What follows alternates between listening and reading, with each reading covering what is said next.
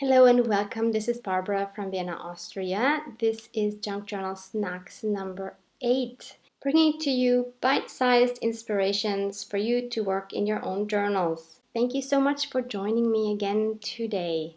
So for today's episode, I had particular pages in mind. 2 things I knew I wanted to do today: making a pocket and using some of my digitals that I had printed as drafts, which I have so many of, which I just wanted to use in some way. So these are the 2 pages I wanted to use, and this is the digital I decided to use for what I'm going to do today. So this is from my Azrai and Friends kit that I will link down below for you. This is what I used in July for my planner. So I just am tearing down the page to fit this lined paper, and I'm just going to glue that on top. So I was going for this ocean vibe, and one of the reasons why I chose this particular paper was because the colors match the color scheme I have going on in Nadia's journal here. As always, I'm linking Nadia's Instagram down below for you in case you want to check out what her journals look like. So this was the second sheet I wanted to use, and again I wanted to use these yellow fish swimming in the ocean.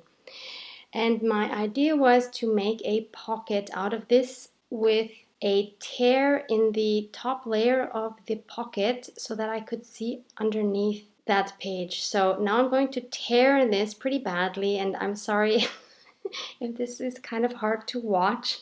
It did take some courage to do this, to be honest. I'm not used to tearing my papers in this way anyway, but I did kind of like the result. So then I wanted to kind of bend the pages or the edges of the papers here outward so that more of the page underneath would be visible once that is a pocket. So I'm just kind of trying to roll these edges out. I wanted to make them look vintage and torn and used, so I kept tearing more and more out because I wanted really some of that paper underneath to show through. So finally I was happy with how much I had torn. So now I'm taking my vintage photo distress oxide and I'm just going over those edges to make them look nice and old and used.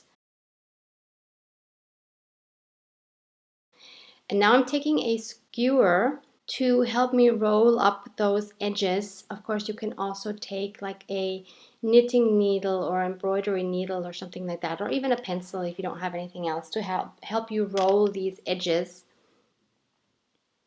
And that just makes it really look very worn.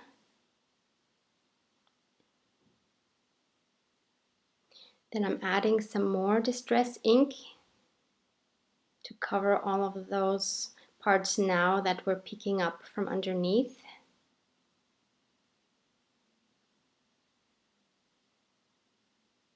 Now I'm going to sew my pocket together using an embroidery thread. So this is my tea box I found at a local store, which is perfect for storing my embroidery threads.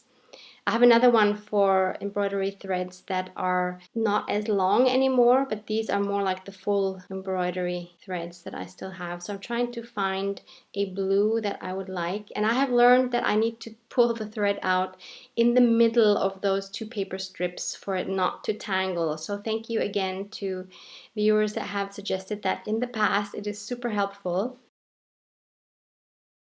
So here I have my beautiful needle book from my dear friend Maud. Hi, sweetie.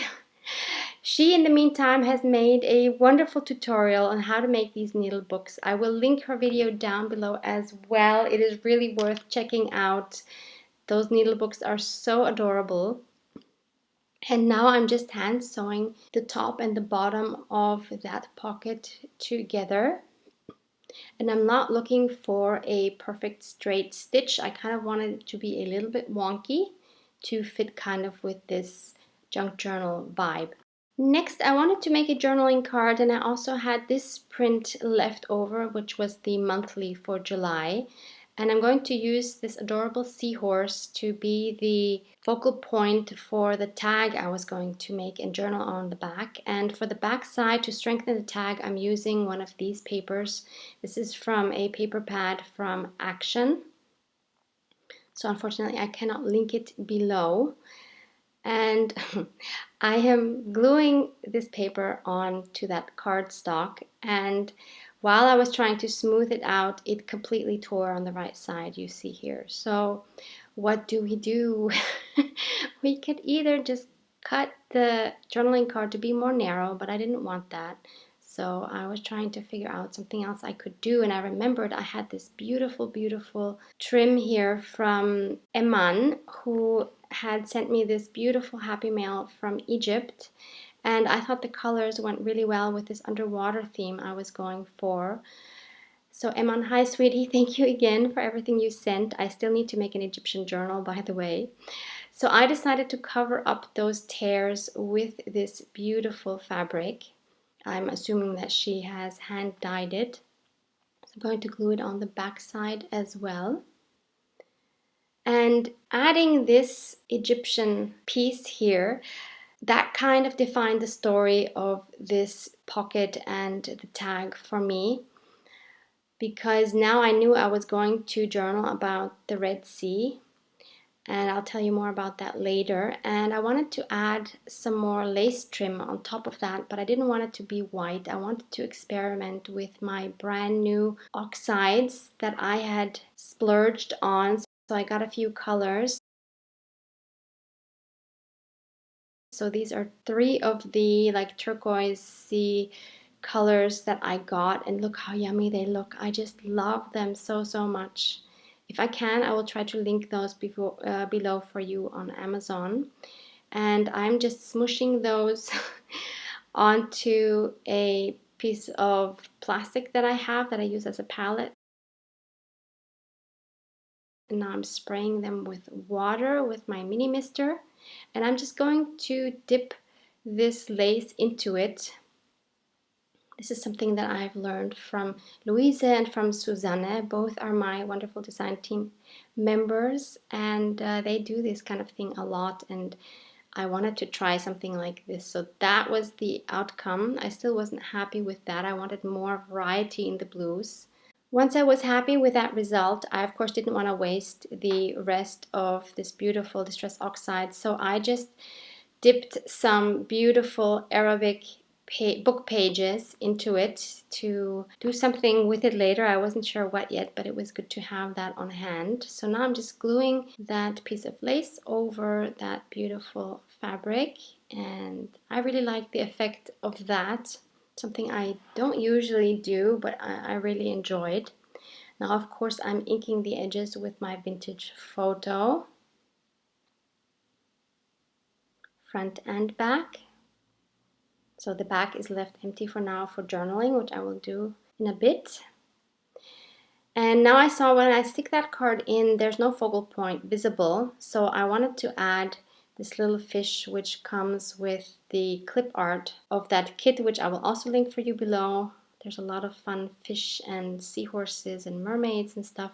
So I decided to glue him onto this Arabic book page, just so that I have some of that on my tag as well, just to symbolize the Red Sea in Egypt more. So now we have a focal point that peeks through even when the card is inside that pocket and that fish is swimming towards that cute seahorse.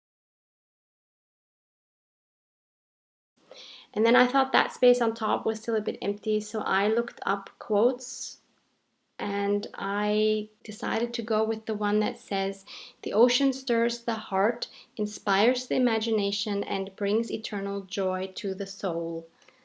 Really like that quote. And then I'm just adding this Red Sea with my clickable alphabet stamps, which are also linked below.